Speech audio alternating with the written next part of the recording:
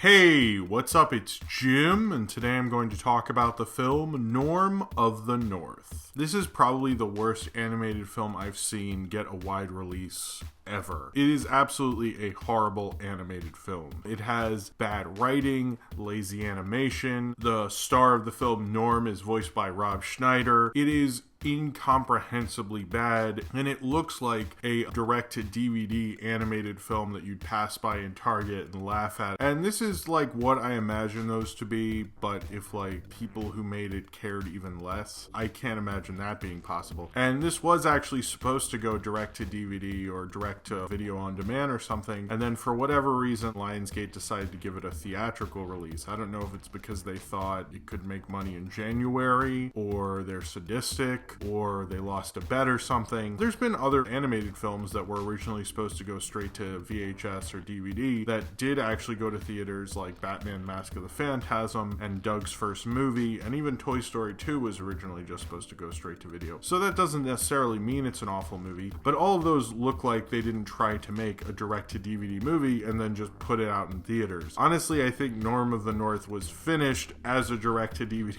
movie, and then they released it in the theater. Maybe I'm giving them too much credit. I probably am, but this is an awful, awful movie. It is so terrible. I started to question the intelligence for the people who didn't see this, like knowing it was awful. Like I saw this knowing it was awful, but then I started questioning my own self. Like, what am I doing here? People will always say, oh, it's a kid's movie. It's not for your demographic. You expect like to watch a good kid's film. And maybe if we're letting kids watch such subpar garbage, birdcage liner type of movies, that like maybe they won't want to see good movies. Maybe this is what entertainment will become in 20 years, because kids will be so accustomed to watching trash like this, and so cinema and art in general will decline, and then we'll have nothing to enjoy, and life will just be us staring at each other and going on Snapchat and crying. While watching this movie, I saw the depths of humanity and how far our apathy goes into destroying our own humanity, to seeing such a horrible piece of crap like Norm of the North. Norm,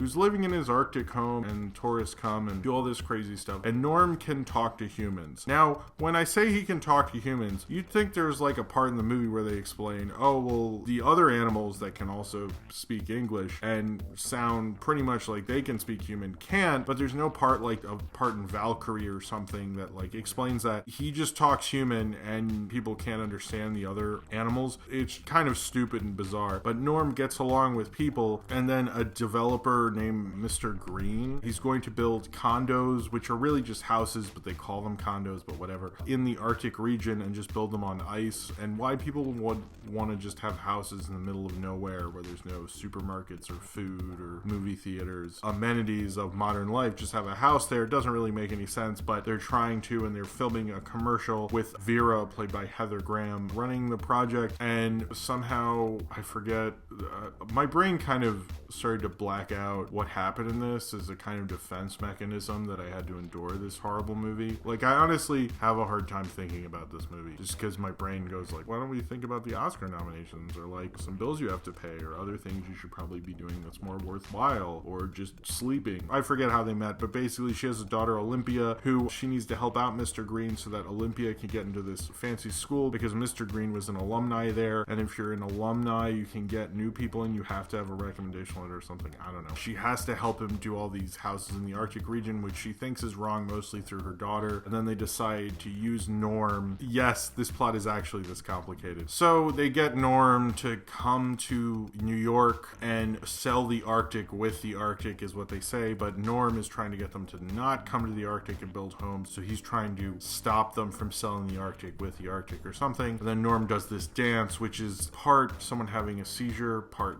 dance, part like creepy furry porn, because he's doing all this stuff with his groin, so it's like furry porn that like isn't obscene, but you don't really get or understand, but still disturbs you somehow. That dance, like, I was worried about these kids. I was like, should they be seeing this? It's like a really weird, gross dance that he does, but people love him dancing. At one point he dances so much everybody starts dancing, which makes me think he has hypnotic powers. He can make people do whatever he wants, which slightly freaked me out. So Norm's going to try to stop Mr. Green from building these house condo things or whatever and get his grandpa back. Also, the animation in this is pretty horrible. It's very direct to DVD kind of animation, but really the way the animation worked is it would be very slow and clunky, and then it would suddenly speed up for no reason, and then it would get really slow. It was almost like the hard drive playing the computer's fan was running like really fast the whole time, like it was trying to process it. But if you watch the animation, it clearly was not trying to process it, because I think the gateway my parents got in the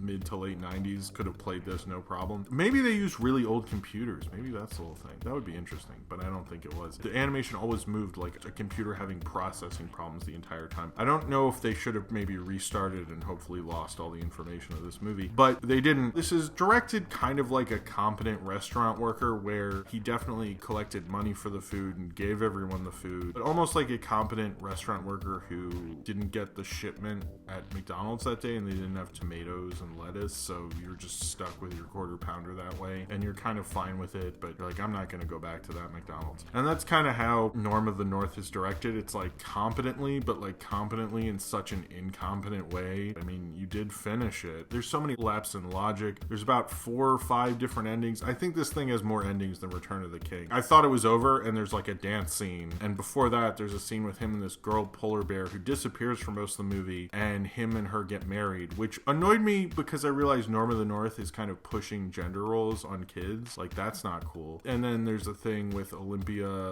and Vera, and then there's a thing before with Mr. Green, and then there's like a couple things with Norm becoming the king, and this was awful, and I expect it to be bad. I kind of saw this as, is this like the new food fight? Nothing can be the new food fight. It's the food fight of bad movies. The thing that's interesting about both this and Food Fight is they both have a plot. Their character is fighting corporate greed, but they're both movies that look like a studio who cared way more about the money they'd possibly be making off of an animated film more than actually making a good animated film. There's nothing to take in for this movie other than they already have 2 Norm of the North sequels ready to go straight to DVD, and clearly this is a way they can launch a kind of franchise, and they're already thinking about that. And although Hollywood does work like that, it feels especially greedy since like this is horrible and it's not a proven property, so you're like, whoa, settle down now. And this and Food Fight both have the thing where the antagonist is this evil corporate guy, so it's almost like there's a kind of self-hatred within the studio, or the directors and writers of these films are trying to make fun of the people who run the studio, which is probably giving them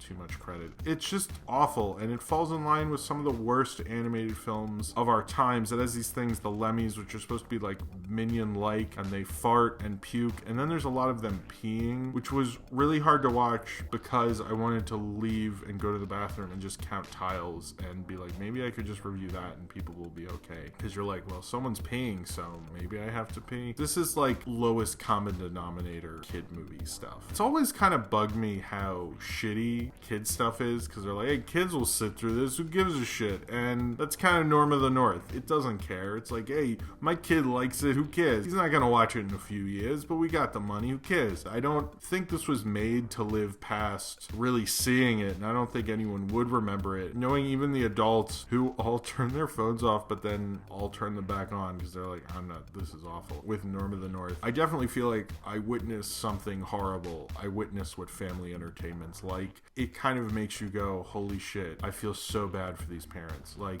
not only do they have to deal with these bratty kids, but they have to watch shit like this. Like, oh my god. Because like, kids can't see movies by themselves. You just watch it with them. Just call your mom and say thank you if she took you to Norm of the North when you're older. Because like, holy crap. It was hard to think about because I didn't want to think about it. The animation was awful and horrible. It's nice that now I have an entry for the worst films of 2016. And this is the first film I saw in 2016, which is not a great sign. Norm of the North will probably go down as one of the worst animated films to get a wide release, and rightfully so. It looks like it was made 12 to 15 years before. I think the Jimmy Neutron movie has better animation than this. This is a horrible movie. This is one of the laziest animated films. His awful dance is clearly something they animated once and kept repeating, and it is an ugly, horrible dance. It's worse than catching your parents having sex. That's how horrible that dance is. And then remembering it every time you see them for like the rest of your life. That dance is horrible. It is worse than the Johnny Depp dance in Alice in Wonderland by like 20. It is awful and it's gross. Norm of the North is an ugly, horrible movie, and I kind of hate Lionsgate for ever releasing this. This is probably one of the worst atrocities a major studio has inflicted upon the public, and they should feel really bad about themselves. I guess I just really had to see a studio release something as putrid and as lazy and as apathetic as a piece of shit like Norm of the North was. This isn't ironic bad, it's just bad, awful, bad, horrible, terrible cinematic fart of a movie that you just really need to light a candle and forget about. And most people probably will, and my brain will, to help me live with myself and be a competent human being, because I truly witnessed one of the worst animated films released within my lifetime. So if you have seen Norm of the North and you would like to talk about it, then comment below in the comments and subscribe if you would like to.